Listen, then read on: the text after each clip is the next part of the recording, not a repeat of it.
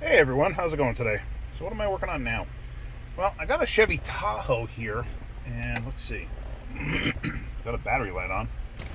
Got 161,600 miles on it. I don't know what year it is yet.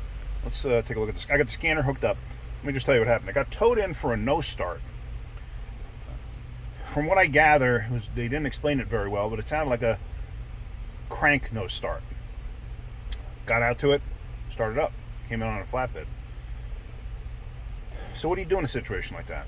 Well, I can tell you right now, a lot of times, and I've seen it many times, a fuel pump that goes bad, stop working.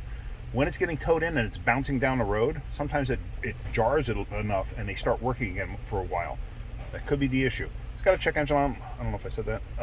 So we got the scanner hooked up. Let's see what we got going on. All right. So we're going to go here. Hopefully it'll self-populate. Yeah, so it is a 05 Tahoe. All right. I wonder if it helps if I have the inside lights on. No, not really. Okay. Let's just go to engine. I'm more concerned about that right now. Codes menu. Display codes. All powertrain codes. O2 heater, signal low, bank 1 sensor 2, bank 2 sensor 2. These are all downstream O2 sensors. EVAP system alarms leak. Alright, so there's really nothing there of consequence. These are all sensor 2s. If they were sensor 1, I'd be concerned. So nothing on here is going to give me any hint as to what happened, what was going on. If it said bank 1 sensor 1, sensor 1 is the sensor before the catalytic converter. Sensor 2 is the sensor after the catalytic converter.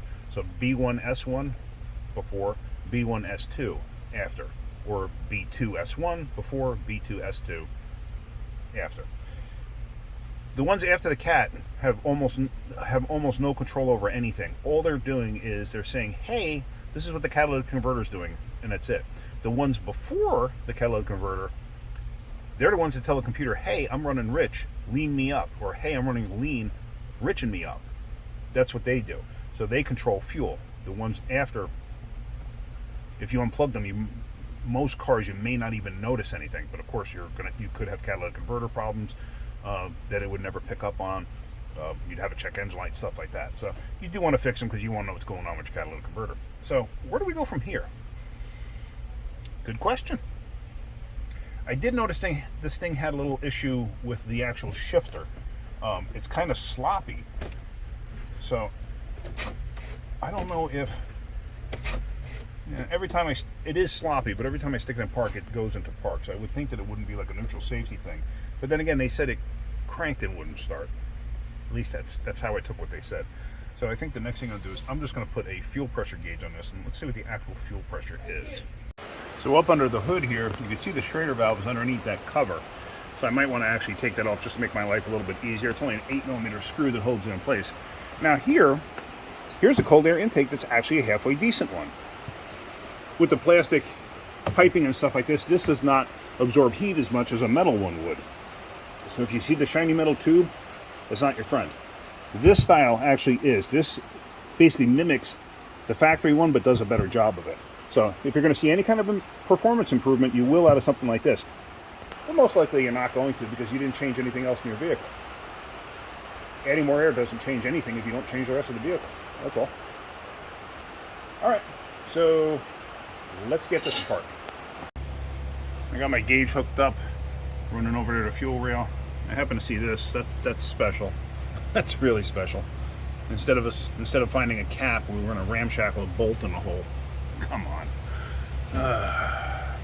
It falls in line with the common sense I was talking about in another video. All right, let's start this up and see what we got. All right.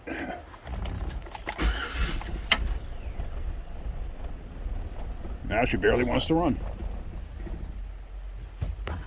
That sounds like a fuel pressure issue.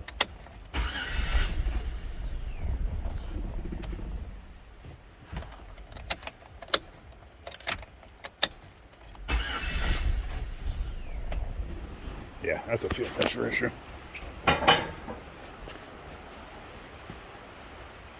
Yeah. barely has any fuel pressure. All right, looks like we're going to be throwing a pump in this thing. I'm not going to go into full detail on dropping a tank and stuff like that. I don't have time for that, but I will show you the pump coming out of the tank. Unless I come across something interesting while taking a tank apart. But anyway, all right, let's get on to that. So Mrs. Wrenching and I are sitting in the parking lot doing laundry. We're waiting for the washing machine to finish. I'm editing together this video, and I realized I forgot to show pulling a pump out and putting a new pump in. Thought I did. The video's not there, so what am I going to do? Say hi, Mrs. Wrenching. Hey. So anyway, on with the video. Sorry I didn't show the pump going in and out, but you'll see the rest of the video. So I just finished putting the pump in, and you saw the video on me fixing the fuel line. I got the gauge still hooked up. Let's try starting it and see what it does. Well, there's our gauge.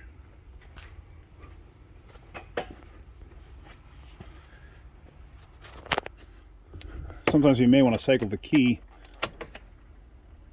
once or twice because it'll help build up fuel pressure in the line.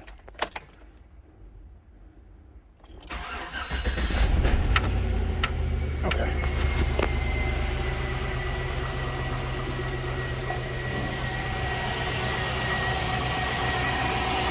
Oh, 55. Yeah, that's perfect.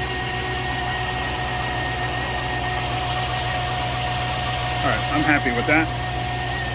Let's actually go up in the air and verify we got nothing leaking.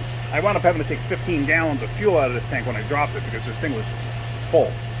Maybe not full, but 15 gallons gets heavy. So I'm going to put that back in. But let's put this up in the air and make sure we don't have any leaks. I know it's extremely difficult to see, but I was able to go with a mirror and I was able to get right onto where I needed to see. But the angle I'm on, I can't show it in the camera. So I don't see any leaks. Everything looks good. It looks nice and dry. So I'm happy with that. Let's go on let me put fuel back in it and let's go on a road test. Alright, so let's go on a road test and see how this thing does. Like I said, it's a common issue when a fuel pump goes bad, and then when they get towed in, they start up and run fine. That's why if you've ever seen somebody reach underneath the car and start smacking the gas tank, because sometimes jarring it will actually make the fuel pump work for a period of time. So if you ever get into that situation and you can smack the tank and get it to start working, don't think it's fixed, because it's not. It'll leave you stranded somewhere. So let's go on this road test. Just getting ready to leave the shop. I'm not in that Tahoe right now. I realized I forgot to end the video. I got back with the truck. Everything was fine. Customer actually already picked it up, so they're happy with it. They're back on the road. But yeah, everything ran fine. It ran great. So anyway, just I thought that would be kind of interesting that you know about that with the fuel pumps and stuff like that, how sometimes you smack them and they start to work again, but don't rely on that as being a permanent repair. All right, so hopefully you're getting something out of my videos. If you are, hit that like button. If you could, please subscribe. All right, guys, have a great day. Keep wrenching.